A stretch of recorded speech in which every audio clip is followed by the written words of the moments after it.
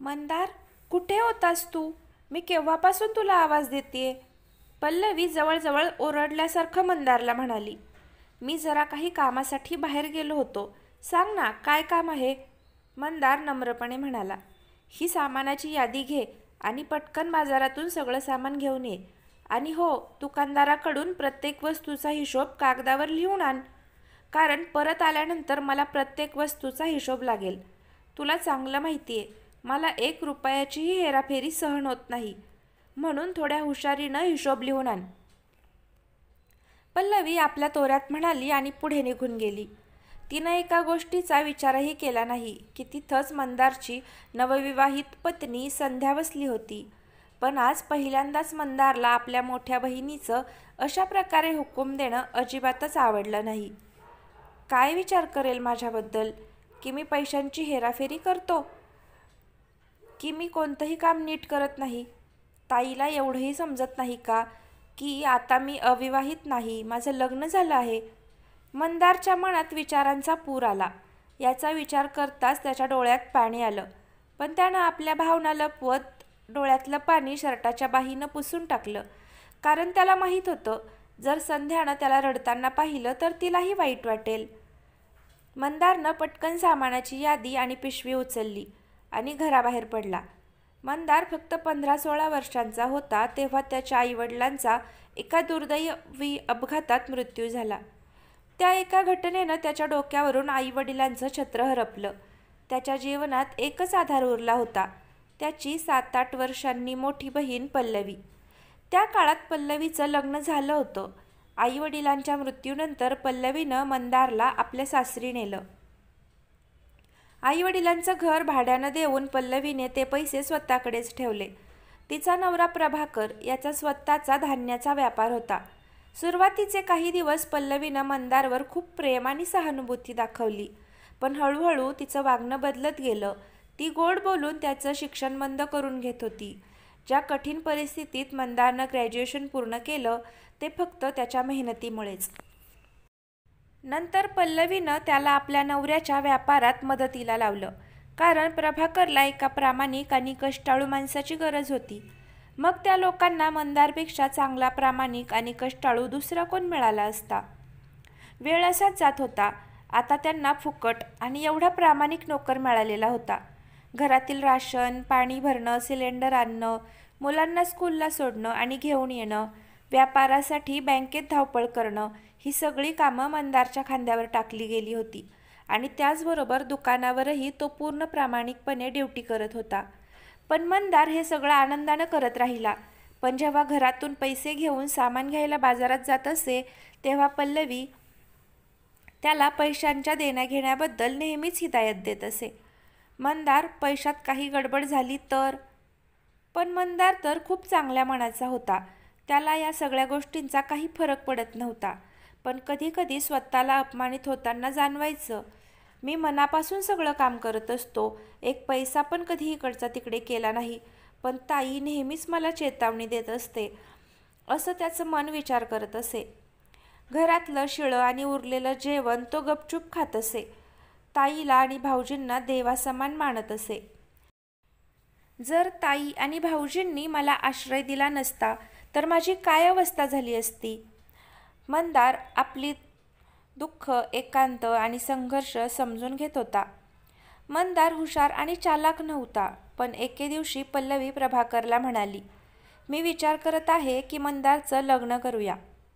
पल्लवीचा हा प्रस्ताव ऐकून प्रभाकर ओरडून म्हणाला, पल्लवी, तू वेडी झाली आहेस का? मंदारची बायको जर हुशार निघाली तर ती मंदारला पटकन घेऊन फुर आणि आपण हात चोळत राहू. आणि आपल्याला इतका चांगला फुकटचा काम करणारा नोकर कुठे भेटणार, जो फक्त 2 वेळच्या खाण्याच्या बदल्यात सगळं काम करेल? प्रभाकर पल्लवीला समजावत म्हणाला. पण पल्लवी हसून म्हणाली, तुम्हाला काहीच समजत नाही. मी मंदारसाठी एक साध्या कुटुंबातली मुलगी आणणार, जी जास्त बोलू शकत नसेल. आणि तुम्हाला माहीतच आहे, आता घराचं काम मला होत नाही, म्हणून ती मदतीला येईल. मंदार तुमच्याबरोबर असणारच. मंदारची बायको येईल तेव्हा झाडू, फरशी आणि भांडीवाल्या बाईला हळूहळू कामावरून काढून टाकेन. त्यामुळे त्यांचेही पैसे वाचतील. पल्लवी हळूच या गोष्टी आपल्या नवऱ्याला सांगते. कोणीही ऐकू नये, कारण भिंतीला पण कान असतात. काही दिवसातच पल्लवीनं एक गरीब आणि साध्या कुटुंबातली मुलगी संध्याबरोबर मंदारचं लग्न लावून दिलं. संध्याबरोबर लग्न झाल्यानंतर मंदारला आनंदाचा ठिकाणच राहिला नाही, कारण संध्या त्याच्यावर खूप प्रेम करत होती. ज्याला थंड शिळं जेवण मिळायचं त्याला आता गरम आणि ताजं जेवण मिळू लागलं.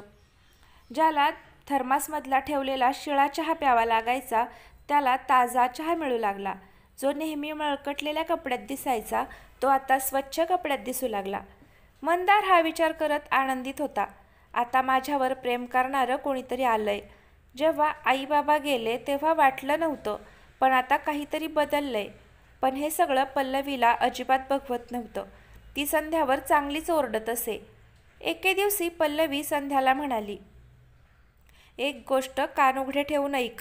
सारख्या सारख्या चपात्या करणं आणि पुन्हा पुन्हा चहा बनवायला गॅस खूप लागतो. एकाच वेळी सगळं बनवून ठेव. ज्याला जेव्हा हवं असेल तो खाऊन घेईल. आमच्या इथे प्रत्येक वेळी गॅस चालू करायची परंपरा नाही.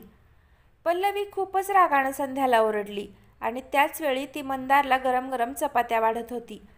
संध्या म्हणाली, पण ताई, जास्त फरक पडत नाही.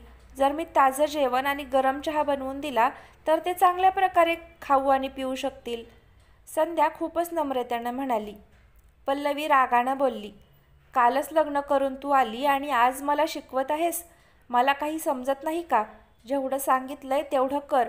आमचे उपकार समज. आम्ही मंदारला आमच्याबरोबर घेऊन आलो, नाहीतर माहीत नाही त्याला कोणी सांभाळलं असतं, कोणी खायला प्यायला दिलं असतं, नाहीतर कुठे भीक मागत फिरला असता. पल्लवी एवढं बोलून आपल्या खोलीत निघून गेली. तिनं हा विचारही केला नाही की ती हे सगळं आपल्या छोट्या भावाबद्दल बोलत आहे. हे सगळं ऐकून संध्या चुपचाप बसली आणि तिच्या डोळ्यात अश्रू आले. मंदारला आता जेवायची इच्छा राहिली नाही.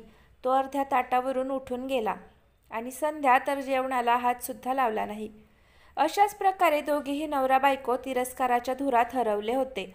ज्या गोष्टी मंदार हसत हसत ऐकत होता, आता त्या सर्व गोष्टी त्याच्या मनाला चटका लावून जात होत्या. कारण आत्तापर्यंत तो फक्त स्वतःचा अपमान सहन करत होता आणि आता त्याला त्याच्या बायकोचाही अपमान सहन करावा लागला, काहीही बोलल्याशिवाय.